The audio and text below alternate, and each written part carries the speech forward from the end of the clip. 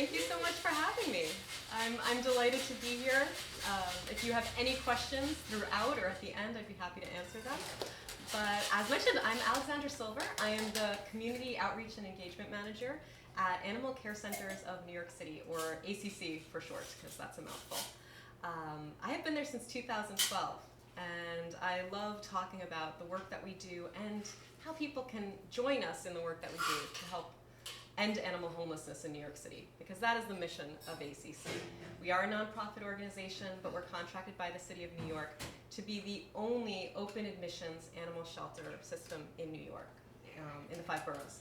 So what that means is that we take in animals from across the city every day of the week, and we are open to any animal in need. So it doesn't matter their medical condition, it doesn't matter their behavioral condition, it doesn't matter why they're being surrendered, it doesn't matter if we have a lot of room or no room. We are contracted to take the animal in, and that's what's very unique about ACC. So we see thousands, tens of thousands of animals every year in locations across the city. We're in all 5 boroughs: Manhattan, in Brooklyn. Here in Brooklyn, we're on Linden Boulevard, and in Staten Island we have a brand new care center. We are about to have next year, I'm very excited, in 2022, a Ridgewood Animal Care Center. It's going to be, yeah, I'm very excited. We want to see you all there. It is going to be a state-of-the-art care center. It's really exciting because we've been working with some older buildings, but this is going to be a really modern, wonderful new shelter that will be great for the animals and very welcoming to the people. And we want people to come in because, again, what we're doing at ACC is really a community effort. We can't end animal homelessness without support from New Yorkers, whether they're adopting animals or they're donating to ACC or they're fostering animals. There's always something everyone can do. If you're a kid, you can join our community kids programs. If anyone knows any kids, please let them know that once the pandemic is over, they can come in and volunteer. Right now we do have some restrictions, but usually we have kids reading to animals at the shelter. So there's something for everybody to help out with animals in New York City. And I think the main thing that people think of when they think of an animal shelter is adoption, right? If you're looking for a new pet, definitely please check us out. We have cats, dogs, rabbits, and guinea pigs now available for adoption. Lately we've had a lot of guinea pigs. Really? Yeah, I mean, there have been days where we've had, I think, 20 or 30 guinea pigs at one or the other shelter. So yeah, guinea pigs, rabbits, cats, dogs of all sizes. We encourage everybody to go to nycacc.app or nycacc.org to view all of our animals. And we always say, if you don't see someone that day, just check back, because unfortunately, animals are constantly coming into the shelter. So you may not see the animal that's right for you right away, but that animal might walk in the door the next minute. And why do they come to us? Before I started at ACC, and I was a volunteer for a brief time before I joined the staff, I just assumed these are all stray animals. New York City, there must be a lot of strays, they get lost, they're wandering around. I had no idea how many were actually owner surrenders. A lot of animals have families that love them, but for whatever reason, people are unable to keep them. So, it makes perfect sense. Maybe someone's moving somewhere that doesn't allow pets. Unfortunately, as you may know, housing restrictions in New York City cause a lot of issues with animals. Maybe someone loses their job, or they have a medical issue of their own and they can't afford to care for their pets. So whatever the reason, these animals come to us, it's through no fault of their own.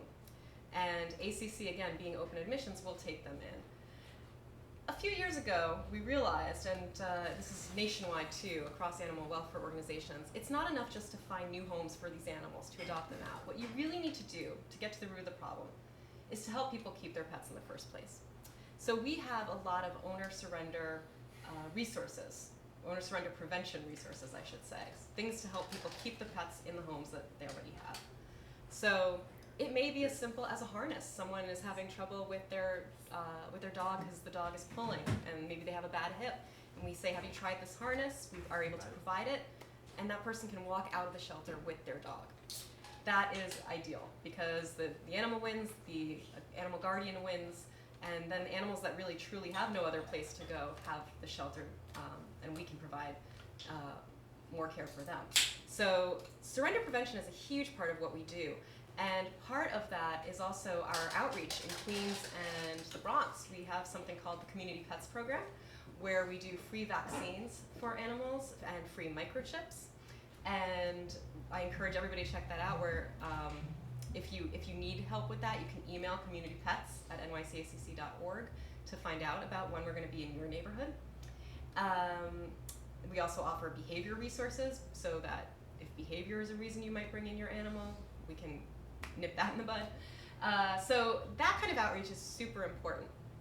And if anyone wants to help with those programs, we have volunteers who actually help out at the clinics. We have volunteers who help out with all of that programming, as well as, of course, at the shelter. So I mentioned I started as a volunteer. I was a cat companion. Started as a cat companion, then did some dog training, and pretty much every kind of volunteer you could do, except I think rabbits. Still want to do that one. But volunteering is great too, because whether you prefer to volunteer kind of on your own, just with animals, you can do that, and you can walk dogs, you can socialize cats that may be a little shy, need a little help coming out of their shell. Or if you're more of a gregarious person who likes to hang out with people as much as animals, you could come to one of our mobile adoption events, because in addition to having animals available at our care centers, we adopt animals out every weekend on a mobile adoption center that travels throughout the 5 boroughs. We're really focusing right now on Brooklyn and Queens. Yeah, but we're having an event, well actually I think we have 4 Brooklyn events coming up in the next couple of weeks. So again, you check out our website, nycacc.org. You can see where we're going to be. And events are really fun because we bring animals that are comfortable being surrounded by people. So if you're looking for that really social animal, or maybe that little kitten, the events may be the best place for you to go. But of course, again, always check out our website. And you can email adoption at nycacc.org if you have any questions about adoption. Ooh, almost fell off my stool. Woo! The other thing I wanted to mention, along with volunteering and ways to get involved, is fostering. Fostering animals is a huge way to help. I have fostered many cats and even some dogs myself, and I say even because I have cats of my own, and they're not crazy about when I bring home a dog, but I've managed to do it a couple of times. Fostering is so rewarding, not just for you who get to hang out with the animal, but it really makes a difference for the animals. Because when you think about it, we do everything at ACC to make animals as comfortable as possible. We play music for them. We have certain scents that are more appealing and make them feel relaxed, pheromones for cats. We have a nap time that we instituted fairly recently, so that there's a quiet time during the day where everybody can just relax, because it gets very stressful with all the noise and the animals and people coming and going. So we do a lot, but it's still a shelter. So the best thing is if we can get those animals into a foster home, and maybe it's for a week or two, or 2 weeks, maybe it's a couple of months. The great thing about the foster program is it's super flexible. So you can say, look, I only have 3 weeks, and then I have to say goodbye. And we'll be like, that's great, because this animal maybe only needs 3 weeks. Maybe it's an underage kitten who needs to put on a little weight and socialize a bit before she can be spayed and then adopted. So we can find an animal that works for your situation. And I promise you, it will be so much fun. It'll be a blast. And our foster team is fantastic. They offer a lot of guidance. So if you have any questions, they will answer them. They're reachable on email. And we do a foster orientation pretty much every month, a cat one and a dog one. And actually, our dog foster orientation is coming up on Sunday, I want to say, September 12th. Yeah, this Sunday. But you can always go to nycacc.org/foster to sign up for the next orientation. And I really encourage everyone to do it. The orientations now are so easy to come to because they're virtual. So you can just attend online. You'll learn everything there is to learn about fostering. You don't have to commit at that moment, but you can ask any questions you have. And then if you do decide to continue with fostering, you can finish your application and start getting emails. And you'll get wonderful emails that say, this animal needs a foster home, or these kittens are looking for homes. And there's a gallery that you'll have access to see all the animals that are looking for foster that we really need to get into a home. So I really encourage anyone who's even slightly interested in having an animal to consider fostering, because if you're not at that point where you're ready to adopt, maybe this is the best fit for you. Maybe you travel a lot and you're not home all the time, so you figure, well, I'm home for a month before I go on my next trip. I could foster for this month. Or maybe you're thinking, I don't know if my family can handle a dog. Maybe now's the time to see if it works with your lifestyle. Are you ready to walk a dog? as much as you need to. And do you like the company of a cat? You'll probably find that you very much do. And if you end up adopting, that's fine. It happens. It happens if you adopt your foster pet. But if not, maybe you'll just foster another animal. And you know, people always say, how do I foster and not get attached? I can't do it, right? Like, I love animals. If I bring an animal home, I am keeping that animal. Well, yeah, I think everybody, right? We all feel that way. I've been there. I get it. I would just encourage you to kind of think about that and then think, well, but can I get over that? Can I get over it? Because you will be doing such a good thing for this individual animal to get them out of the shelter and give them that love. You will also be helping other animals because you're giving, again, more space at the shelter and more time for our staff to care for animals that are actually in the shelter that haven't been able to get a foster home. And you get to hang out with really awesome animals. We call the animals that come to ACC burrowbreds because they are often mixed breeds. We don't know what they are. They don't come in with paperwork. We're not going to call them a breed. We don't know. You can't tell by looking at an animal. But they're New Yorkers, so they are burrowbreds. They're not purebreds, but they're burrowbreds. So we encourage you to adopt or foster a burrowbred. And they are, like I said, they're wonderful. They're at the shelter not because of something they did, but often because of what's going on in their life or their human being's life. And again, the first step that we take is to try to keep them with their home if that's the best situation for everybody. If not, we will take them in and try to find the best placement for them. And I'll just add, you know, it's not just adoption, foster, public. ACC is part of a huge animal rescue and sheltering ecosystem in New York City. We call the other animal welfare organizations that we work with New Hope Partners, and we have more than 300 of them. We partner with organizations, they're not just in New York City, but throughout the state and throughout various states. So we have partners all over. Some of them specialize in, say, poodles, some of them specialize in exotic animals, but we work with them, and it is essential to ending animal homelessness that we have this partnership. You can kind of think of ACC as a hub where all the animals will be brought to us. You know, maybe the police will drop off a stray animal they found or that was left at the precinct, or someone will come to surrender their animal at our shelter.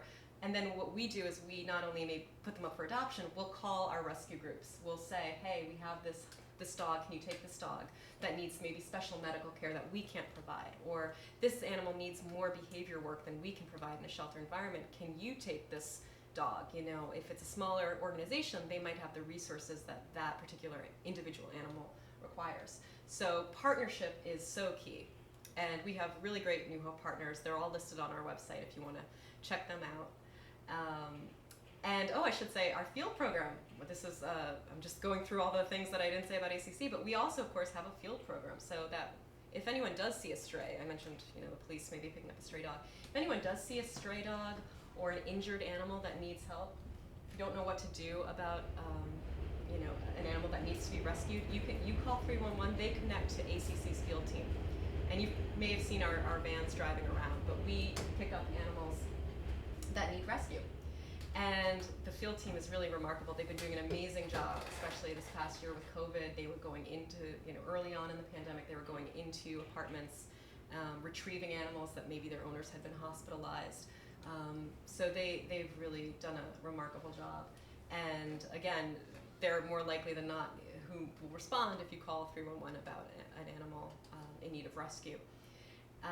So that is our field team. I talked about foster. I'm thinking I must have forgotten some very basic things, but I know I also talk very fast, so I might have also covered quite a lot of things. But if anyone has any questions or anything about who we are, who ACC is, or what we do, or again, how you can help. When was it established?